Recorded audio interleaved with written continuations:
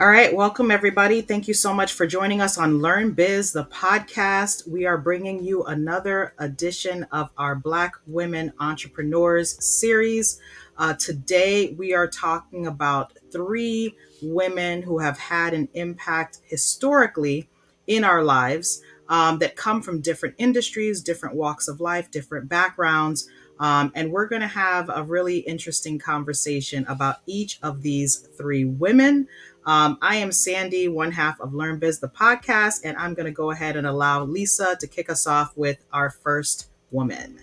Hi, everyone. I'm Lisa. And our first woman that we want to honor and lift up is the Honorable Ketanji Brown Jackson, who is of course, we all know, a Supreme Court nominee.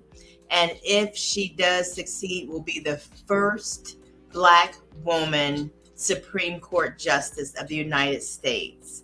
What a great honor and a great about time. And, in talking about Ketanji Brown Jackson, I think one thing that we have to make note of is the role of women in politics and in the judicial system. Traditionally has not been seen as a forefront, right? We don't see women typically at the forefront when it comes to the courts. While we have over the years seen women appear many times in the state court level and sometimes at the federal court level, Black women have definitely not been overrepresented. In fact, we're still talking first across the country. So it is a really great thing in history right now to look at Ketanji Brown Jackson as the Supreme Court nominee, and also looking at things like our Vice President, Kamala Harris, looking at individuals who have made shifts in all industries as women. So it's a really great thing. We're also going to talk about an up and coming, or I would say rising star in industry. Her name is Elsa Majimbo, and I found her on Instagram. If you ever watch a lot of Instagram videos, you may stumble across her on her Instagram page, where she's typically crunching some potato chips and making some satirical commentary about our everyday lives. In particular, during COVID, I found her extremely entertaining. So we'll talk a little bit about her role. And Lisa, our last lady, would be Madam C.J. Walker, born as Sarah Breedlove. And as you know, Sister Walker still holds it down for trailblazers in terms of Black women in manufacturing. And so I'm still awed and amazed by all that she was able to accomplish in her time on this earth. Okay, so I'll kick off the conversation with the newcomer in the batch, because I would love us to end in talking about Justice, soon to be Justice, Ketanji Brown Jackson. Elsa Majimbo is a Kenyan internet phenomenon, I would describe her as. You might have seen her on things like Steve Harvey's show. You might have seen her on the cover of, I believe she was on the cover of Vogue magazine. She's been kind of circulating not only in the internet streets, but also in a lot of media at this point. One thing that you may not know about Elsa is she is a chess player, and she's participated in a ton of chess tournaments and been very successful in that realm. But she has taken very simple things that we sometimes take for granted, the access to social media, and crafted that into a career that is landing her a lot of amazing opportunities. It's funny to watch her do her comedy skits. Her monologues have been featured on Comedy Central. I mean, you have seen her applauded by folks like Lupita Nyong'o. You've also seen her win a People's Choice Award for Favorite African Social Star in 2020. So there's a lot to be seen when you're thinking about Elsa Majimbo. And, I see a lot of great things to come for this young lady. I think it's great that young people right now are able to take their destiny into their own hands, just using their cell phone, for example, and really tapping into the technology that gives them access to opportunity, access to experiences, and also access to taking hold of entrepreneurship at whatever stage they're in, literally in the palm of their hands. So I really want to shout out Elsa Majimbo. I hope to see much more come from this young lady. And, I encourage you to check her out. I'll put some links in the description of this post so that you can check out some of her content and see what this bright young lady, Elsa Majimbo, has in store. Kind of wrap herself up in her marketing package. Is she comedy? Is she entertainment? I guess comedy is entertainment, but she's just basically an entertainer. So what I've seen from her is that, she's focused a lot on entertainment, but I see potentially modeling for her. I see potentially acting gigs for her. I mean, she's appeared on some Netflix video clips. She's also appeared, she had a promotional poster in the Netflix TV series, The Queen's Gambit. So she's circulating. And I think the talent that she's exposing shows that she could potentially be a TV star, an overall entertainer. She could probably take the comedy lane. And of course, she has that chess championship background that will truly help her in her success. I love it because I mean she's talent, she's intelligence, she's a real package deal, it sounds like. And that's great. What I love about her, from what all you're saying, is how she basically has mastered social media in a way that maximizes value for her and what she's trying to do. And that's a goal, I would think, for each and every one of us in business, is to be able to master that social media to make it work for our ultimate benefits. Absolutely. So the second lady on our list today, we're going to talk about Madam C.J. Walker. Now, Madam C.J. Walker, of course, you might know her from, the beauty industry in general. And of course, Black History Month, we always talk about very similar characters every single time. And I'm sure you've heard her name. But Lisa's going to give us some important fun facts that you might not know. Yeah, so I have a few notes about Madam C.J. Walker. First of all, Sandy, I'm researching who are the current leading women in manufacturing in this country and across the world. And you see that women are trailblazing, and women of color as well are trailblazing in categories like robotics and engineering and things like that. We're just beginning to kind of scratch some of these surfaces, so Madam C.J. Walker still comes up in the top of your search engine when you're talking about women of color and manufacturing. And this woman was born in 1867. So she was, her lifespan was from that time until 1919. She was the first Black woman millionaire in America. She made her fortune thanks to her homemade line of hair care products. And again, I think I told you she was born as Sarah Breedlove, so I don't know how that changed over to Madam C.J. Walker, but it works. So the sister was into branding way back then, as you can see. Her parents were enslaved. And she was born a couple years after the Emancipation Proclamation. So early in the ball game. But she had a vision. She was a talented entrepreneur, and she had a knack for self-promotion. She knew how to do it. She built a business empire, basically selling products directly to Black women, and then employing what she called beauty culturalists. I'm just loving everything about her, to hand sell her wares. So these beauty culturalists would go out and they would sell for her.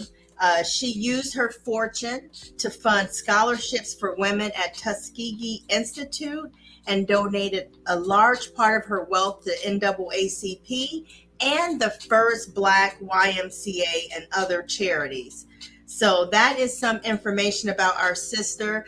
At the height of her career, Madam C.J. Walker had more than 3,000 employees working for her business.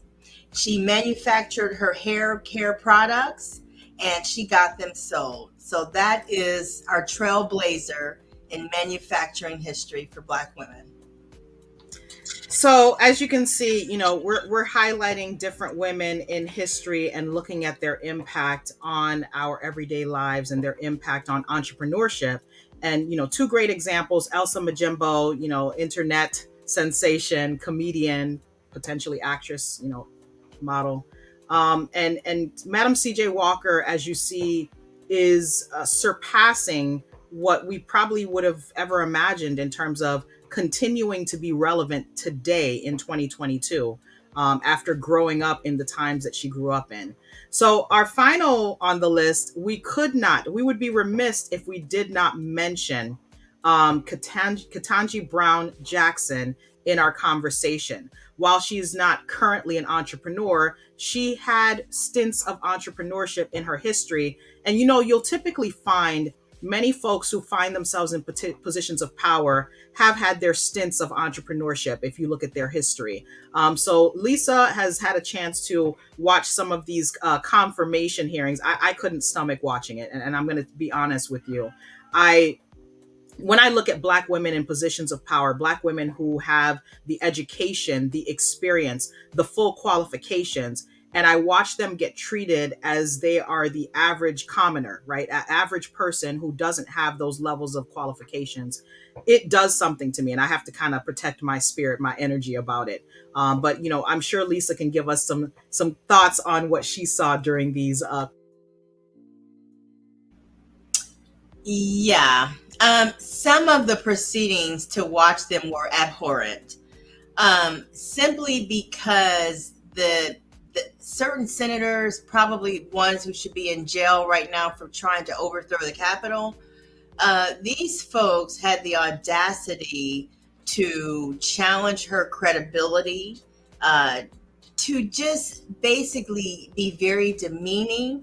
But the beauty of it, that everybody already knew about this sister, is that she would hold her own. And she has held her own throughout her career.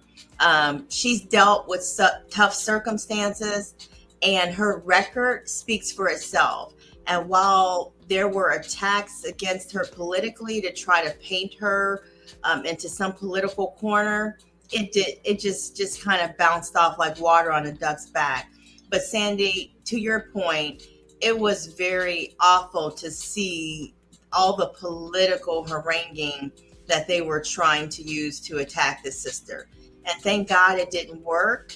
But what was beautiful about her and what everybody loved is that she had more experience than any other nominee from what I heard in the past 100 years. Okay? So there's that. And not only that, you talk about someone being able to take something as complex as the law and then explain it in bite-sized pieces so people can understand the context of the Constitution and the framers' thoughts and how we got from that point to where we are today. She was able to do that in such a fluid way. It was so refreshing.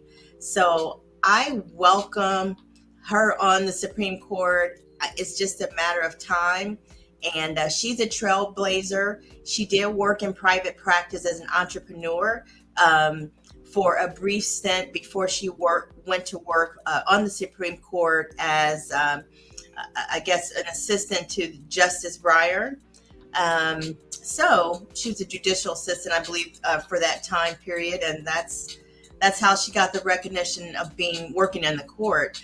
But she was in private practice. She understands what it's like to be out there trying to make money. I've read some articles where she talked about she had to make money in private practice to pay the rent, to hold a roof over her family's head. So she clearly understands the struggle. And I'm so glad that this sister is in touch with the people on so many levels. And so, as we close out this part two of our Women's History Month special, as we focus on Black women in entrepreneurship, we hope that you'll take an opportunity to check out some of these women: Elsa Majimbo, Madam C.J. Walker, and the nominee that we are looking forward to seeing on the bench, Ketanji Brown Jackson. So, please be sure to like this video, subscribe to our channel, click the notification bell on our channel so you'll be notified when we go live. And know that we have some great things coming up. Lisa's going to share something with you, but I want to make sure that you know how to get in contact with us. You can also email us. The information is in the description. But be sure to support us. Our channel is growing, and we definitely appreciate those of you that are watching these videos, that are liking the videos and commenting. And we hope that you'll continue to do so. So, Lisa, tell the folks what we have coming up. 10th, we have our first annual Entrepreneur Mindset Summit. And we are going to have the most dynamic speakers that you'll ever want to hear from in business. We're going to have business leaders talking about business formations, the advantages and disadvantages of each of those type of business formations that you may have. We're going to have speakers talking about accounting and bookkeeping and giving you vital information to protect your business, and so that you'll always be able to assess the financial health of your business. We're going to talk about people. We're going to have speakers talking about branding and social marketing, social media marketing. And so all the areas that are very vital to all of us as entrepreneurs, we're going to hit on those areas. So we hope you'll join us and feel the power and the strength of coming together with one entrepreneur mindset, and that's toward reaching our goals of success in business. So we definitely thank you for tuning in to Learn Biz, the podcast, where we feature Black entrepreneurs across all industries. We invite you to connect with us if you are an entrepreneur and want your business to be featured.